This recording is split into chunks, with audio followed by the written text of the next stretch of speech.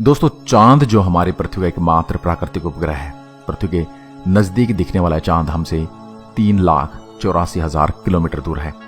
चांद पर सबसे पहले मनुष्य ने 20 जुलाई 1969 को पहला कदम रखा था और हमने ये साबित कर दिखाया कि अब हम केवल एक दुनिया तक सीमित नहीं। चांद पर सबसे पहले कदम रखने वाले व्यक्ति नील आर्मस्ट्रांग थे। वैज्ञानिकों ने चांद की खोज की और उसके बारे में जानकारी हासिल करने में कोई भी कसर नहीं छोड़ी। मगर दोस्तों, आपके दिमाग में सवाल उठ रहा होगा कि आखिर चंद्रमा की दुनिया कैसी है? क्या चंद्रमा पर इंसान जिंदा रह सकता है? क्या वहां पर आने वाले टाइम में जीवन संभव हो सकता है? आखिर वो कौन सी वजह है जो वैज्ञानिक चांद पर नहीं जा रहे? तो चलिए दोस्तों, आज चांद के बारे में जो भी आपके दिमाग में सवाल उठ रहे हैं, दोस्तों सबसे पहले हम चांद की उत्पत्ति से शुरुआत करते हैं। आखिर पृथ्वी के पास चांद कहां और किस समय आया था? आज से करीब 4.5 अरब साल पहले। उस वक्त पृथ्वी को बने कम ही समय हुआ था।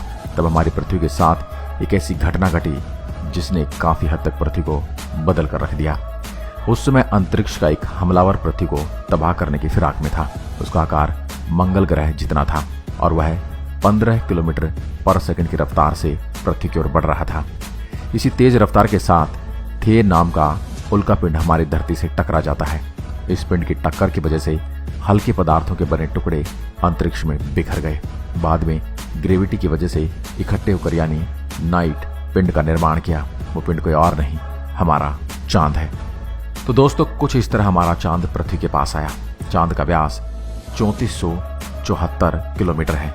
ये सौरमंडल का 5वां सबसे विशाल प्राकृतिक उपग्रह। धरती की तुलना में चांद का आकार 27% है, यानी कि हमारे पृथ्वी के अंदर तकरीबन 9 चांद आराम से समा सकते हैं। अब आ जाते हैं चंद्रमा की जमीन पर। जब आप चंद्रमा की जमीन पर खड़े होकर देखेंगे तो आपको उसकी जमीन उबड़ खाबड़ नजर आएगी और चांद की जमीन काफी क्रेटर यानी कि गड्ढों से भरी हुई है। दोस्तों, चांद की जमीन को सबसे पहली बार 1969 में टच किया गया था। 13 सितंबर 1969 को सोवियत संघ की मून मिशन लूनाटून ने पहली बार कोई मानव निर्मित यंत्र चांद की जमीन पर उतारा था। उनके बाद अमेरिका का अपोलो एवं 11 ऐसा पहला मून मिशन था जिसमें एस्ट्रोनॉट समेत स्पेस स्टॉप ने चांद की जमीन पर कदम रखा। तारीख थी 20 जुलाई 1970। ये मानव इतिहास की सबसे बड़ी छलांग थी। इसके बाद कई महान मिशनों को अंजाम दिया गया। इस समय 1972 के बाद चांद पर कोई भी इंसान नहीं गया है। जब आप चांद की जमीन पर खड़े होकर ऊपर की ओर देखेंगे तो आपको हमारा खूबसूरत ग्रह पृथ्वी नजर आएगा, जिसमें आपको पृथ्वी साफ साफ अपने अर्ज पर घूमती हुई नजर आएगी। लेकिन आसमान में उसकी स्थिति सदा स्थिर बनी रही, अर्थात पृथ्वी को कई वर्षों तक निहारते रहो, वो अपनी जगह से टस से मस नहीं होगी। चांद का गुरुत्वाकर्षण पृथ्वी के मुकाबले 6 गुना कम है, यानी कि चांद की जमीन पर जाने के बाद हमारा वजन 6 गुना कम हो जाएगा। पृथ्वी पर हमारा वजन 60 किलो है तो चांद की सरफेस पर हमारा वजन केवल 10 किलो रह जाएगा। इसी कारण नील आर्मस्ट्रांग जब चांद पर चल रहे थे तो उछल कूद कर चल रहे थे, क्योंकि दोस्तों पृथ्वी की तरह चल पाना वहां संभव नहीं था। चांद पर नील आर्मस्ट्रांग उनके साथियों की कदमों की छाप आज भी मौजूद है, क्योंकि वहां पर न हवा है और जिसकी वजह से निशान मिटते नहीं। इसके साथ ही चांद की जमीन पर कई सारे बैग्स पड़े हैं जो चांद पर गए अंतरिक्ष यात्रियों ने फेंके थे, जिसमें उनके मलमूत्र और उल्टियां हैं। जब अंतरिक्ष एजेंसियों की यानी चांद की जमीन पर उतरकर वापस पृथ्वी पर आए थे तो अपने साथ चांद की जमीन से कुल मिलाकर 296 चट्टानों के टुकड़े साथ लेकर आए थे, जो वजन में 382 किलो भारी थे, ताकि भविष्य में इन पर सोच करके चांद के बारे में और ज्यादा गहराई से जाना जा सके। अब बात कर लेते हैं चांद पर दिन और रात के बारे में। चांद को पृथ्वी का एक चक्कर लगाने में करीब 27.3 दिन लग जाते हैं और अपने अर्ज पर एक चक्कर लगाने में इतना ही टाइम लगता है। यही वजह है कि चांद पर एक बार में हमें एक ही भाग नजर आता है, दूसरा भाग छिपा रहता है। वहीं चांद पर एक दिन करीब 14 दिन का होता है और रात भी इतनी ही लंबी होती है। लिहाजा चांद की सतह पर मौजूद वस्तुओं पर रात और दिन का बहुत ज्यादा असर होता है। रात में चांद का तापमान लगभग -153 डिग्री तक गिर जाता है, जबकि दिन में तापमान 180 डिग्री सेल्सियस तक बढ़ जाता है। फिर चांद के अलग अलग हिस्सों की स्थितियां भी अलग अलग मानी जाती हैं कि चांद का साउथ कोर ज्यादा ठंडा होता है और रात को वहां पर इतनी ठंड होती है कि पृथ्वी का कोई भी मनुष्य शायद ही वहां उन हालात में जिंदा रह पाए। बस्तियां बनाने की कल्पना तो दूर की बात है, अगर वैज्ञानिकों की माने तो चांद के साउथ पोल पर तापमान दिन में भी ज्यादा गर्म नहीं होता, लेकिन रातें बहुत ही ज्यादा ठंडी होती हैं। समय गुजरने के साथ ये गिरता है, हर ओर बर्फ जमने लगती है, ठंडे आधड़ चलते हैं। इस क्षेत्र में रहने की स्थितियां और भी ज्यादा भयानक बनी रहती हैं। इन्हीं भयानक स्थितियों के चलते चांद पर अब जितने भी मिशन गए वो सब उत्तरी इलाके में गए। रात में हमें जो चांद चमकता हुआ नजर आता है, लेकिन आपको जानकर काफी हैरानी होगी कि चांद की अपनी खुद की कोई रोशनी नहीं है।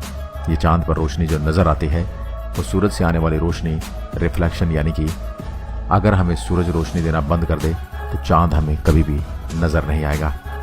चांद पृथ्वी के चारों ओर घूमते वक्त अपना एक हिस्सा पृथ्वी के सामने रखने के कारण चांद का दूसरा हिस्सा आज तक पृथ्वी के किसी भी मनुष्य ने नहीं देखा। मगर अंतरिक्ष यानों की सहायता से चांद के दूसरे हिस्से की तस्वीर तो हमने कैप्चर कर लिया। दोस्तों, चांद पर मौसम नहीं पाए जाते, क्योंकि परिक्रमा के दौरान चांद अपनी धुरी पर सिर्फ 1.54 डिग्री तक तिरछा होता है, जबकि पृथ्वी 23.44 डिग्री तक झुकी हुई है। इस वजह से दो बातें होती हैं, एक ये कि चांद पर पृथ्वी की तरह मौसम नहीं बदलते हैं, और दूसरी बात ये कि चांद की ध्रुव पर ऐसे कई इलाके हैं जहां कभी सूरज की रोशनी या किरणें नहीं पहुंच पाती हैं। चांद का गुरुत्वाकर्षण कमजोर होने की वजह से इसके पास कोई वायुमंडल मौजूद नहीं। वायुमंडल की गैर मौजूदगी वहां पर रहने वालों के लिए सौर वायु और उल्कापिंड जैसे खतरे का डर लगातार बनाए रखती है। सूर्य के बाद आसमान में सबसे ज्यादा चमकने वाला कोई ऑब्जेक्ट है तो वह है चंद्रमा। जब हम पृथ्वी के आसमान की ओर देखते हैं तो हमें नीला दिखाई देता है, लेकिन चंद्रमा से देखने पर ऐसा नहीं है। वहां से आसमान हमें काला नजर आएगा। पृथ्वी पर समुद्री ज्वार भाटा चंद्रमा के गुरुत्वाकर्षण की वजह से आते हैं। कुछ वैज्ञानिक ऐसा अनुमान लगाते हैं कि अगर चंद्रमा गायब हो जाए तो पृथ्वी पर मात्र दिन 6 घंटे का रह जाए। जब चंद्रमा अपनी कक्षा में घूमता हुआ पृथ्वी और पृथ्वी के बीच में होकर गुजरता है तो सूर्य को पूरी तरह से ढक लेता है और उसे सूर्य ग्रहण कहते हैं। दोस्तों, चांद पर पानी को भारत ने खोज निकाला था। भारत के कई वैज्ञानिकों ने कहा था कि चांद पर पानी है, मगर किसी ने इसे नहीं खोजा। अभी आप जो वीडियो देख रहे हैं, अगर ये अटक अटक कर चल रहा है तो आप चांद पर जा सकते हैं, क्योंकि अमेरिकी अंतरिक्ष एजेंसी नासा ने वर्ल्ड रिकॉर्ड में अपना नाम दर्ज करवाते हुए चांद पर वाईफाई की सुविधा उपलब्ध करा दी है, जो कि 19 MBPS तक इंटरनेट स्पीड देता है। पृथ्वी से गोल दिखने वाला यह चांद असल में गोल नहीं बल्कि अंडाकार है। चांद हमारी धरती से हर साल 1.5 सेंटीमीटर दूर खिसकता जा रहा है। इसका पता तब चला जब चांद पर एक 18 इंच की प्रवर्तक चादर लगाई गई, जिस पर लेजर पार्क आने के बाद वैज्ञानिकों के सामने ये नतीजा आया। इस तरह 5 अरब साल बाद चंद्रमा को पृथ्वी की परिक्रमा करने में 47 दिन लगेंगे। पृथ्वी से देखने पर जो चांद पर काले धब्बे दिखाई देते हैं, असल में वो धब्बे नहीं बल्कि गड्ढे और क्रेटर हैं, जहां पर सूर्य की रोशनी न पहुंच पाने की वजह से ये धब्बे नजर आते हैं। क्या हम इंसान एक बार फिर चांद की धरती पर कदम रख पाएंगे? इस बात का जवाब मुझे हाँ देने में कोई संकोच नहीं, क्योंकि ये तो भविष्य की बात है। 1950 के दशक में कौन जानता था कि हम अगले 20 साल के अंदर ही चांद पर कदम रखेंगे। वैज्ञानिकों की नजरों से देखा जाए तो चांद बड़ा ही मनमोहक और दिलचस्प है। वैसे तो हमें पक्के तौर पर पता है कि अरबों साल पहले कई कुदरती उथल पुथल हुई। धरती से जो चट्टानों के टुकड़े निकले, चांद उन्हीं से बना है। इस बात पर बिल्कुल संदेह नहीं है कि चांद पर जाना काफी खर्चीला है और मानित लागत लगभग 35 अरब डॉलर है। वैसे ये भी ध्यान देने वाली बात है कि इंसान वहां जाने के बाद वहीं मौजूद संसाधनों का इस्तेमाल करने लगेगा तो लंबे समय में पैसे की बचत भी होगी। हमें इस बात का पता है कि चांद पर बड़ी मात्रा में बर्फीला पानी है और चट्टानों में ऑक्सीजन खेद है।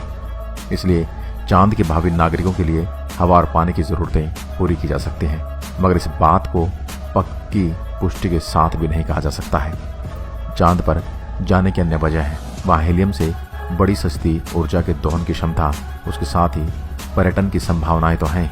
सूर्य का चक्कर लगाते हुए मंगल और बृहस्पति ग्रह के बीच अरबों उल्कापिंड घूम रहे हैं।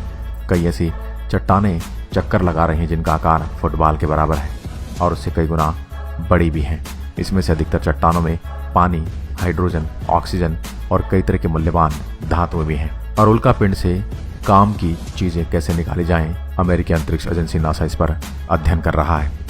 एक विचार यह है कि सांगरी का इस्तेमाल कम लागत पर अंतरिक्ष में किसी भी तरह का ढांचा खड़ा करने में किया जा सकता है।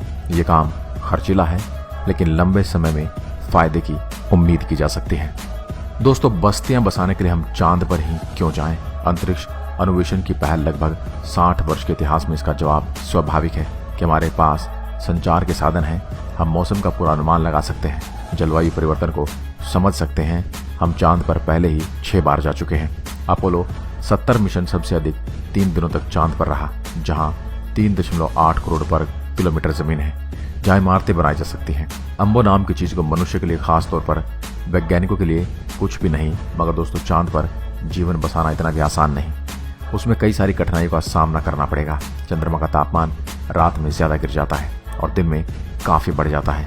इसके साथ ही वायुमंडल का न होना, वायुमंडल न होने की वजह से दबाव का कम होना और साथ ही अंतरिक्ष से आने वाली हानिकारक मिश्रण भी बहुत ही बड़ा खतरा है। और आगे भी कई अंतरिक्ष एजेंसी चांद पर जाने का सोच रही हैं। अब इसके बारे में आप क्या सोचते हैं, हमें कमेंट करके जरूर बताएं। और वीडियो को पूरा देखने के लिए आपका बहुत बहुत धन्यवाद।